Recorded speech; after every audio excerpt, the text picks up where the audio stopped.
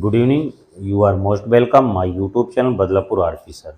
जैसे कि हमारा टॉपिक फिगर ऑफ स्पीच का चल रहा था, तो figure of speech shampoo SHAMP shampoo फार्मूले के अनुसार हम सातों फिगर ऑफ स्पीच को वन बाय वन करके आपको डिफाइन कर रहे हैं। उसके एग्जांपल्स, उसके हिंदी और इंग्लिश में डेफिनेशन बता रहे हैं।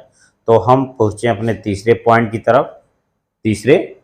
तरफ और तीसरा हमारा पॉइंट जो पहुँचता है ए तो पहुंचे हैं। ए से हमारा होता है एपोस्ट्रॉफी। क्या होता है? एपोस्ट्रॉफी। एपोस्ट्रॉफी में क्या होता है? संबोधन अलंकार होता है। और इस संबोधन अलंकार में अक्सर कोई भी ऐसा सेंटेंस होता है जिसमें किसी को कोई नाउन होता है या किसी का नाम या कोई अन्य चीज होता है, जिसको वाक्य में सबसे पहले या वाक्य के अंत में लिखकर उसको संबोधित किया जाता है। तो हम चलते हैं अपने टॉपिक की तरफ।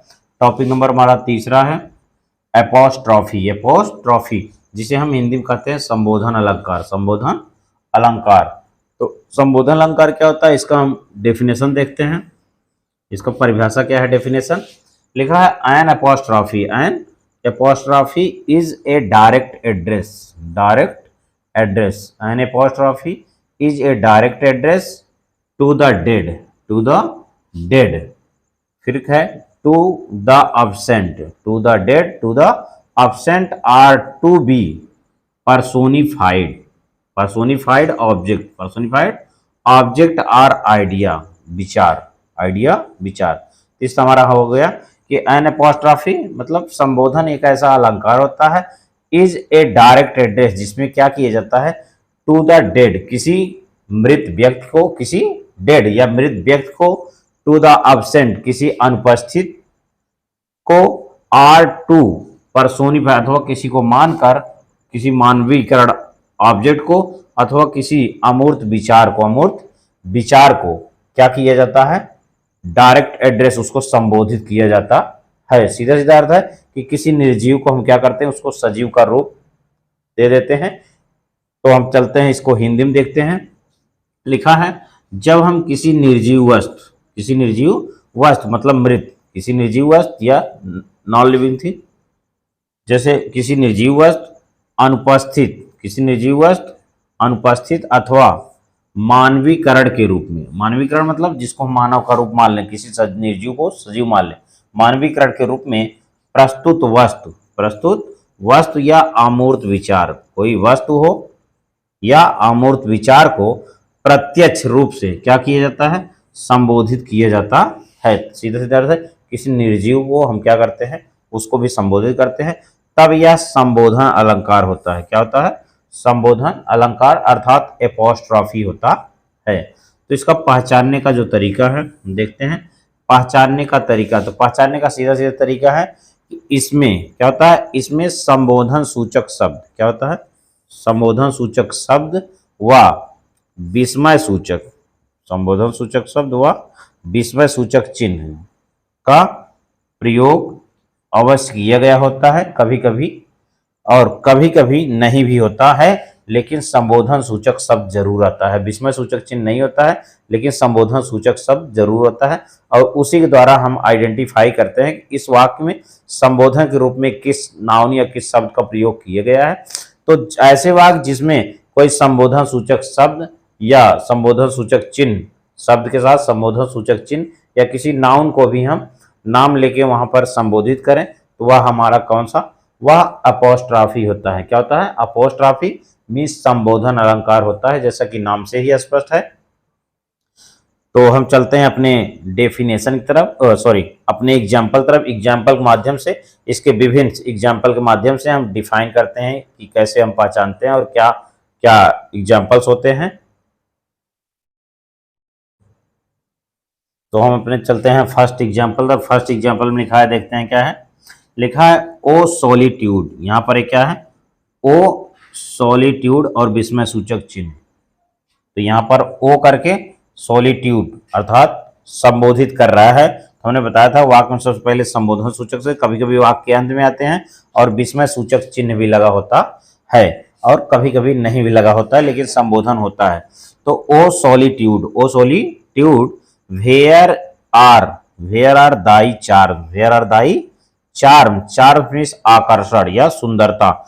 यहाँ पर बता रहे हैं क्या कर रहा है कि ओ एकांत या अरे एकांत, वेयर आर दाई चार्म्स, तुम्हारा आकर्षण कहाँ है, तुम्हारा आकर्षण कहाँ है या तुम्हारी सुंदरता कहाँ है। तो इस तरह हमारा ये क्या है, एपोस्ट्रॉफी। हमारा एग्जाम्पल सेकंड है, एग्जाम्पल सेकंड देखिए, लिखा है ओ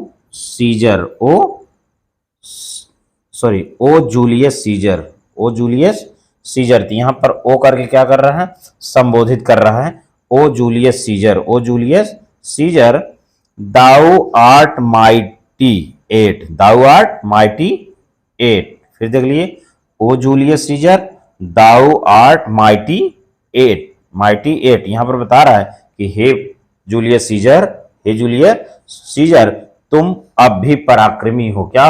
तो O Julius Caesar, O Julius Caesar, thou art mighty yet, mighty yet करने मतलब हे जूलियस सीजर हो, हे जूलियस सीजर, तू आज भी पराक्रमी है, तू आज भी या अब भी क्या है, माइटी है अर्थात पराक्रमी है या शक्तिशाली है।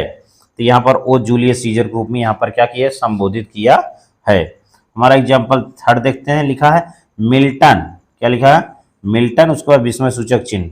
तो Milton, thou thou shouldst be living at this hours, Milton, thou shouldst be living at this hours, hours में समय या घंटा।